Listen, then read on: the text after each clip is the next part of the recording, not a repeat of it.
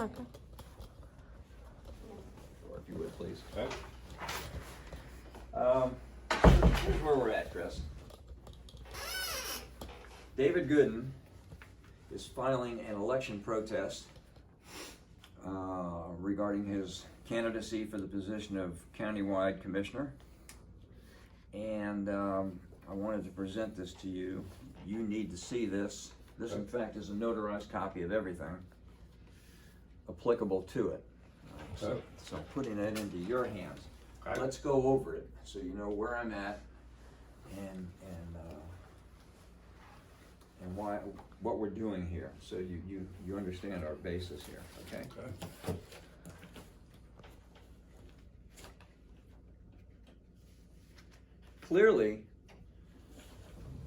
Clearly, this is late. However, there's several things we can do here.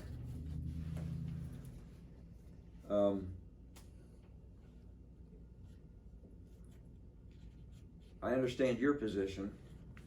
I understand that technically we are late. However, some of the reasons why we're filing this are included in our factual basis, which is included inside here, in fact, on page 2. But consistent with 163-182.12, 182.12, it says in that paragraph the state board can consider protests that were not filed in accordance with 182.9, which would be our original basis if we were within the required time frame. We know we're outside the time frame. But it also points out that the state board may take any other action necessary to ensure an election is determined without taint or fraud, which is what we're alleging here, or corruption, and without irregularities that may have changed the result of an election, which is, again, what we're also alleging occurred here. The time frame for determining these facts has been problematic from the very beginning. We've had folks, yourself, Wanda, for example, not here, issues with the state board coming out and updating their database promptly, issues with getting the information from here to there. There's been a variety of different issues that have played out, pushing our ability to get this protest to you in a timely manner without taint, fraud, irregularity, corruption, that sort of thing. So that's where we're at right here. That's where we're at, and that's why I'm presenting it to you today. Okay? You with me so far? Mm-hmm. Okay. If you want to walk through this, we can. Let's walk through this. Okay. So you know what I'm looking at. The protest form itself, you can see where it comes from. It's right up there on the top. So we're filing this under Part 4 of Article 20, et cetera, et cetera. And this form is required by 182, as you can see. The protester, in fact, is David Gooden, okay? Up there on page 1. He's the protester. He's not represented by any counsel, so we're not dragging a lawyer into this at this point, although they will be informed of it, and we will make sure that they understand and have the information that we have here. It notes down on the bottom specifically what the contested protest is about and the vote margin. It was 11, right? Mm-hmm. Okay. Moving on to page 2. The protest alleges, number 1, a defect in the manner by which the votes were counted or tabulated, and number 2, a violation of election law, specifically an irregularity. We'll get into that. There are attachments to this protest. We'll get to those at the end of this. But the factual basis and the legal argument is laid out here on page 2, which you'll note on the bottom, references and attachment 1. Go on to page 3, you'll see additional data and information laid out. All of this is laid out by date,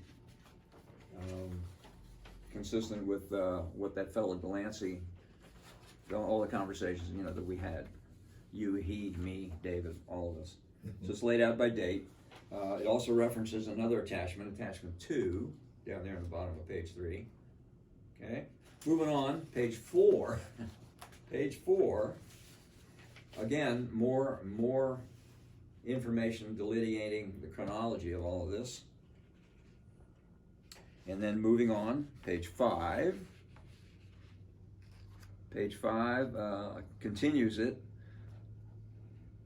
We note in here that all the facts alleged in connection with this protest are, of course, true and accurate to the best of our knowledge, and we bring this forward to you with the belief that the facts form a good faith basis to protest the conduct and the results of the election.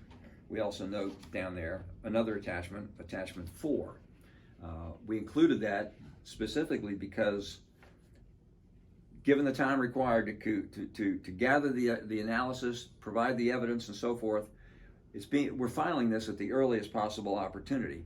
There's a historical precedent for filing it even at this late date. An incident occurred in 2014 over in New Hanover County that stopped the commissioner's swearing-in ceremony, and it was delayed until the protest could be resolved. So there is legal historical precedent for stopping this swearing-in that I understand may be going on today. So David, in fact, reserves the right to modify or supplement this protest even from here as additional information becomes available. We're still looking at that as well, okay? Page 5. Page 6. Page 6. Well, we note the applicable statutes up there, but page 6 notes what relief we expect out of this.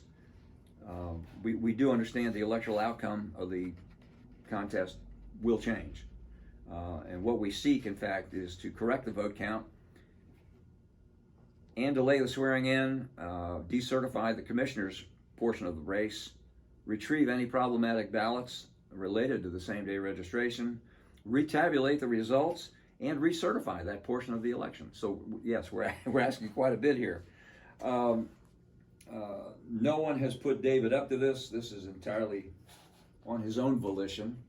So we want to make that clear. There's no legal representation involved here. This is David R. Gooden filing on his own behalf. And he certifies that on page 7, as you can see. And it has been duly notarized as required. The last page, page 9, in fact, is if he had a legal counsel representing him, which he doesn't. So it's just a blank page. Now, down on the bottom, underneath all of this, you'll see the various attachments, things which I think you're already aware of that Delancey probably sent your way. You got that stuff in prior emails, along with the precedent from New Hanover. Also, the incident report that you recall I filed with Bobby Ludlum, who noted Cogdell providing unauthorized assistance inside a polling place. Again, that's evidence of misconduct. Why? Well, because we don't know, number one, what he was doing there. We don't know how he encouraged that woman to mark her ballot. Clearly unethical conduct on his behalf. And there's anecdotal evidence, which we're going to dig out later on, that he did that not once but several times. That'll be coming as well, again, because further information may come out later on. So that's where we're at.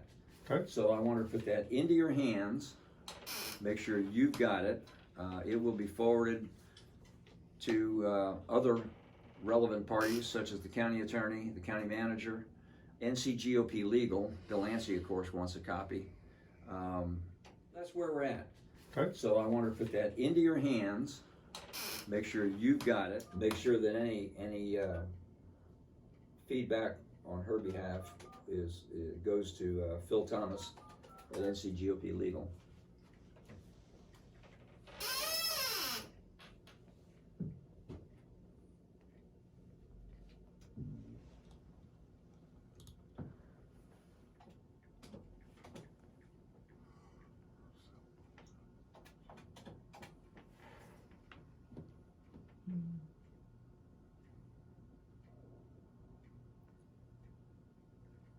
Form that we will need back from all right, her. I'll timestamp this.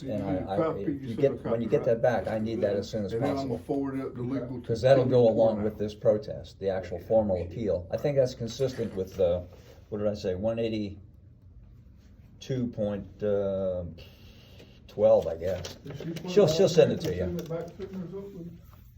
Yeah, she should be forwarding an appeal form back to you. But you're gonna have to hammer her to get it done, again, because on our behalf, time's of the essence. And I wanna be able to get that appeal form filled out and back, I guess to her, it would go back to her, I guess. Or I'll run it through NCGOP legal, one or the other. Okay. But there isn't, you're gonna have to stay on her case for that. And when you get it, she'll probably forward it to you by email. Forward it to me as well, so I have a digital copy. All right. And then we'll do whatever we gotta do with it. Good. All right? All So right. we'll go from